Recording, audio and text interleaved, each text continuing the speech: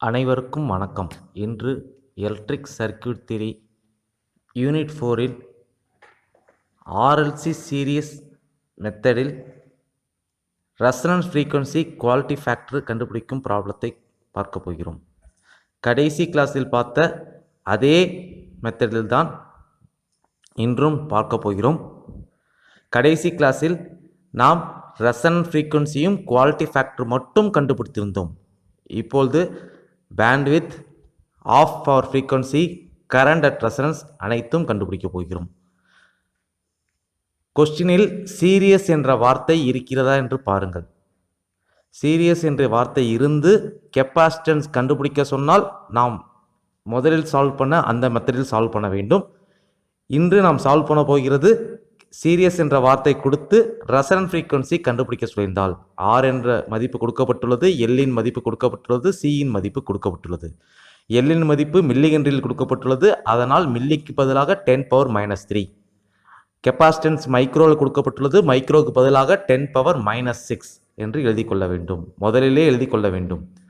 R is equal to 10 ohm, L is equal to 20 into 10⁻³ C is equal to 0.5 into 10⁻⁻6. முதலில் நாம் கண்டுபிடிக்க வேண்டியது resonance frequency. FR is equal to 1/2π√LC. பையின் மதிப்பு நமக்கு தெரியும் 3.14. எல்லின் மதிப்பு கேள்வியில் கொடுக்கப்பட்டுள்ளது 20 into 10⁻⁻3. சியின் மதிப்பும் கேள்வியில் கொடுக்கப்பட்டுள்ளது 0.5 into 10⁻⁻6. கால்குலேட்டரை பயன்படுத்தி இரண்டையும் 3.14 பெருக்கினால் 6.28 கிடைக்கும். அடுத்ததாக நம்ம ரூட்டிற்குள் இருக்கும் மதிப்பை கால்குலேட்டரை பயன்படுத்தி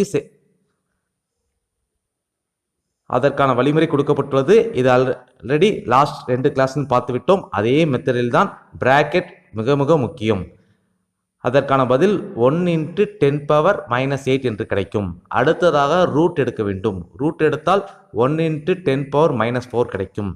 கடைசியாக 6.28ஐயும் 1 into 10⁻⁻4ஐயும் பெருக்கினால் 6.28 into 10⁻⁻4 என்று கிடைக்கும். ரெசனன்ஸ் ஃப்ரீக்வன்சியின் ஆன்சர் 1592.36 ஹெர்ட்ஸ் கிடைத்துவிட்டது. இது ரெசனன்ட் ஃப்ரீக்வன்சி. ரெசனன்ஸ் கண்டிஷனில் எக்ஸ்எல்லின் மதிப்பும் எக்ஸ்ஏயின் மதிப்பும் சமமாக இருக்கும், மறந்துவிடாதீர்கள். அடுத்ததாக நாம் கண்டுபிடிக்க வேண்டியது குவாலிட்டி ஃபேக்டர். இது ஃபர்ஸ்ட் மெத்தடிலும் அதே ஃபார்முலா தான், இந்த மெத்தடுக்கும் அதே ஃபார்முலா தான். Q is equal to 1/√L/C. எல்லின் மதிப்பு கேள்வியில் கொடுக்கப்பட்டுள்ளது, சியின் மதிப்பும் கேள்வியில் கொடுக்கப்பட்டுள்ளது. அடுத்ததாக 1/10 மதிப்பு 0.1 வகுத்தால் 0.1 என்று கிடைக்கும். அடுத்ததாக ரூட்டுக்குள் இருக்கும் மதிப்பை கால்குலேட்டரை பயன்படுத்தி பிராக்கெட்டை, முக்கியமாக நியூமரேட்டருக்கு தனியாக பிராக்கெட், டினாமினேட்டருக்கு தனியாக பிராக்கெட் போட்டு சால்வ் செய்தால் நமக்கு 40,000 கிடைக்கும். அதை ரூட் எடுத்தால் 200 கிடைக்கும். Q is equal to 20 என்ற மதிப்பு. Q என்பது குவாலிட்டி ஃபேக்டர். குவாலிட்டி ஃபேக்டருக்கு யூனிட் கிடையாது. Q என்பது 20. அடுத்ததாக நாம் கண்டுபிடிக்க வேண்டியது பேண்ட்வித். பேண்ட்வித்தின் ஃபார்முலா R/2πL. பேண்ட்வித்தின் ஃபார்முலா R/2πL ஹெர்ட்ஸ். பேண்ட்வித்னா F1 ஃப்ரீக்வன்சிக்கும் F2 ஃப்ரீக்வன்சிக்கும் உள்ள வித்தியாசம், அதான் பேண்ட்வித். அப்பர் கட் ஆஃப் ஃப்ரீக்வன்சிக்கும் லோயர் கட் ஆஃப் ஃப்ரீக்வன்சிக்கும் உள்ள வித்தியாசம். ஆரின் மதிப்பு கேள்வியில் கொடுக்கப்பட்டுள்ளது, எல்லின் மதிப்பும் கேள்வியில் கொடுக்கப்பட்டுள்ளது. முதலில் கீழே டினாமினேட்டர் உள்ள மதிப்பை சால்வ் செய்ய வேண்டும். 2ஐயும் 3.14ஐயும் பெருக்கினால் 6.28. அடுத்ததாக 6.28ஐயும் 20 into 10⁻⁻3 கால்குலேட்டர் சால்வ் செய்தால் 0.126 கிடைக்கும். நமக்கு பேண்ட்வித்தின் ஆன்சர் 79.37 ஹெர்ட்ஸ். யூனிட் முக்கியம், பேண்ட்வித் கண்டுபிடித்து விட்டாச்சு. அடுத்ததாக நாம் கண்டுபிடிக்க வேண்டியது ஆஃப் பவர் ஃப்ரீக்வன்சி. அதில் 2 உள்ளது. ஒன்று லோ ஆஃப் பவர் ஃப்ரீக்வன்சி, அடுத்தது Appar of power frequency. F1 F2 சில புக்கில் FL FH என்று கொடுத்திருக்கும், அல்லது FL FU என்று கொடுத்திருக்கும். நாம் F1 F2 எடுத்துக்கொள்ளலாம். F1 is equal to FR minus R/4πL. அதே F2 இருந்தால் அதே ஃபார்முலா தான், FR plus R/4πL. ஆரின் மதிப்பு கொடுக்கப்பட்டுள்ளது, எல்லின் மதிப்பும் கொடுக்கப்பட்டுள்ளது. சாதாரண சால்வ் தான். கால்குலேஷன் சால்வ் செய்தால் நமக்கு F1 மதிப்பு கிடைக்கும். F1 மதிப்பு 1592.36 minus 39. 84 சால்வ் செய்தால் நமக்கு F1 இன் மதிப்பு 1552.52 ஹெர்ட்ஸ். F1 ஃப்ரீக்வன்சி என்பதால் ஹெர்ட்ஸ் என்பது யூனிட். அடுத்ததாக நாம் கண்டுபிடிக்க வேண்டியது அப்பர் ஆஃப் அவர் ஃப்ரீக்வன்சி. அதே ஃபார்முலா தான், இடையில் மைனஸுக்கு பதிலாக பிளஸ்.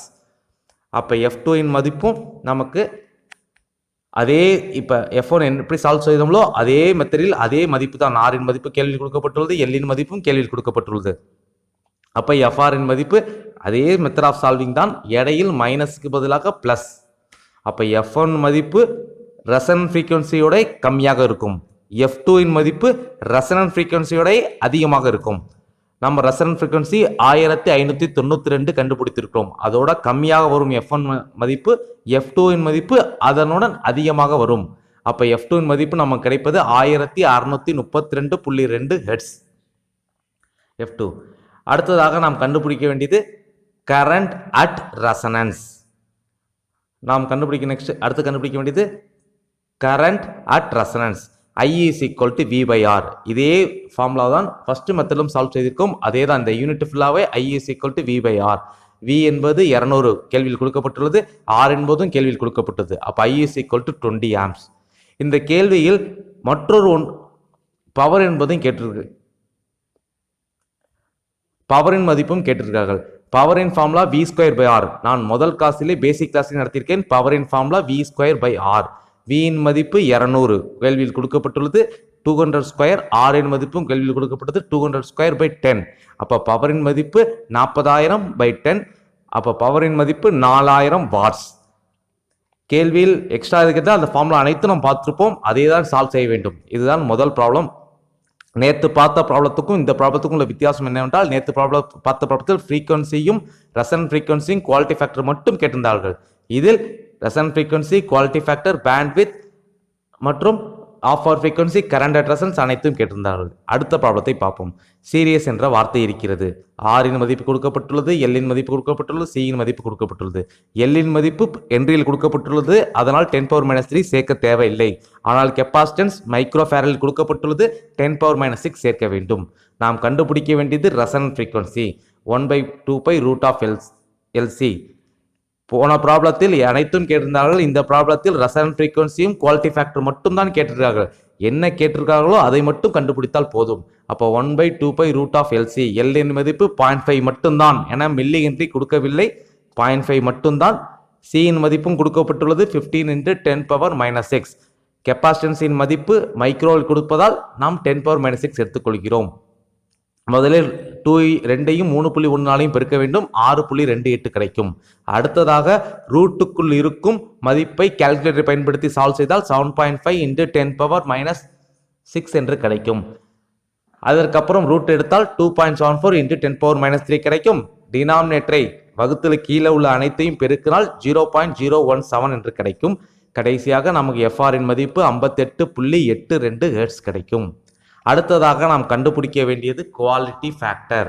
குவாலிட்டி ஃபேக்டரின் ஃபார்முலா 1/√L/C. R இன் மதிப்பு கேள்வியில் 10 கொடுக்கப்பட்டுள்ளது, L இன் மதிப்பும் 0.5 கொடுக்கப்பட்டுள்ளது. நல்லா கவனிக்கவும், L இன் மதிப்பு ஹென்றியில் தான் கொடுக்கப்பட்டுள்ளது, அதனால் 10⁻6 சேர்க்க தேவையில்லை. கெப்பாசிட்டன்ஸின் மதிப்பு 15 × 10⁻6. முதலில் 1ஐயும் 10ஐயும் வகுத்தால் நமக்கு கிடைப்பது 0.1. அடுத்ததாக ரூட்டுக்குள் இருக்கும் 0.5 வகுத்தல் 15 × 10⁻6ஐ வகுத்தால் 33,333.33 கிடைக்கும். அடுத்ததாக அதை ரூட் எடுத்தால் 182.57 என்று கிடைக்கும். கடைசியாக குவாலிட்டி ஃபேக்டரின் மதிப்பு நமக்கு கிடைப்பது 18.26. குவாலிட்டி ஃபேக்டருக்கு யூனிட் கிடையாது. இதை தவிர இந்த கொஸ்டினில் நமக்கு எக்ஸ்ட்ரா என்ன கேட்டிருக்காங்க என்றால், calculate the voltage drop across inductance, VL இன் மதிப்பு. நான் போன மெத்தடில் பார்த்தா அதே ஃபார்முலா தான், I × XL. I என்பது கரண்ட் அட் ரெசனன்ஸ்க்கு நமக்கு ஃபார்முலா தெரியும், V/R. அடுத்து XL என்பது இண்டக்டிவ் ரியாக்டன்ஸ், அதுக்கும் ஃபார்முலா தெரியும், 2 × π × f × L. இது 5வது யூனிட்லையும் பார்த்துருக்கோம், 4வது யூனிட்லையும் பார்த்துருக்கிறோம், அதே ஃபார்முலா தான். அப்போ I is equal to V/R. V என்பது 200, R என்பது 10 கேள்வியில் கொடுக்கப்பட்டுள்ளது. அப்போ I இன் மதிப்பு 20 ஆம்ஸ். அடுத்ததாக நாம் கண்டுபிடிக்க வேண்டியது XL. ஏன் இது கண்டுபிடிக்கிறோம்? நாம் கேள்வியில் கேட்டிருப்பது VL voltage drop across inductance. அதற்கு நம்ம ஐயும் வேணும், எக்ஸ்எல் மதிப்பும் வேணும். எக்ஸ்எல் மதிப்பு 5வது யூனிட்லையும் பார்த்திருக்கிறோம். எந்த யூனிட்டாக இருந்தாலும் எக்ஸ்எல் மதிப்பு ஃபார்முலா அதுதான் 2 × π × f × L. இங்கே 2 × π × f × L. பையின் மதிப்பு 3.14. எஃப்இன் மதிப்பு நாம் கண்டுபிடித்து விட்டோம். Resonant frequency 58.82. அந்த ஃப்ரீக்வன்சி தான் பயன்படுத்த வேண்டும். ஏனென்றால் அவங்க கேட்டிருப்பது voltage drop across inductance at resonance condition. அப்ப ரெசனன்ட் ஃப்ரீக்வன்சியை தான் எடுத்துக்கொள்ள வேண்டும். எக்ஸ்எல் இஸ் ஈக்குவல் டு நாம கிடைக்கும் விடை 184.70 ஓம். முக்கியம், ரெசனன்ட் ஃப்ரீக்வன்சியை தான் எஃப்இன் மதிப்பாக எடுத்துக்கொள்ள வேண்டும். கேள்வியில் ஃப்ரீக்வன்சி கொடுக்கப்பட்டிருக்காது. அடுத்ததாக நாம் கண்டுபிடிக்க வேண்டியது voltage drop across inductance VL மதிப்பு.